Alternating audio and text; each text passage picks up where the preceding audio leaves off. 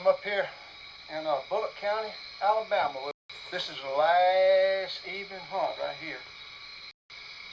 I guess it was about 10 minutes after 5 I saw this deer coming from probably 150 yards off, and he walked in just like I had. He come down that old road, or parallel that road on the opposite side from where I was at, and he walked in just like he was on a string.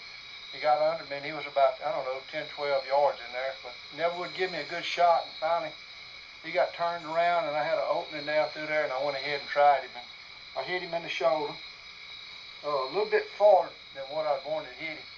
And I kind of paid for it too. He run a long ways, and when I hit him, going through that shoulder, I knew I didn't have a lot of penetration, but I hoped it was enough. And he ran due north. What he actually did, he ran out just a little bit west of north, and he got behind a big old tree and he cut. And I was listening to him. I heard him hit water 2 different times, and then I thought I heard him go down, but in actuality I didn't. So I stayed up the tree about 15 minutes, and I wanted to get down and find him before it's dark, because where he ran in here, it's grown up in real thick pines, little small pines, and thick as a devil, and got all kind of old sloughs and water in here. And I figured I might have trouble finding him, so I wanted to look and see.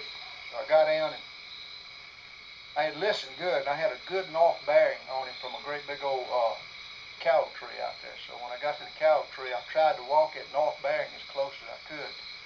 And it was hard because of all those thickets. But when I got to the first slough where I heard him hit the water the first time, I could see the crown on that tree. So I used it for a reference and got my bearing straight. And of course, I looked all around there real good. Then I crossed that slough and got over on like an island before I got to the next one. And I thrashed it all up. It was in briars, waist high, and I thrashed it all. Didn't see him. So then I crossed the next water, and it was like an open flat out there with some old cow oaks. And I cruised it out real good, and I didn't see him. Well, that was 2 water crossings right there, and then they had a third one. I didn't think he crossed it. So I went back and I checked my bearing again. I come in, I marked it with some toilet paper, and then I crossed the 3rd creek. When I crossed the 3rd creek, I hit this old 4-wheeler road they used to go back in the back. And when I got to the road, he was about, I guess, 10 yards in here on this little old open lane off of that road to the north side of that road. Here he is. I'm not going to take the trouble to step it off, see how far he went, but I would think it would be about 200 yards. But he's a little old spike with a burr on it, got a little old point on it.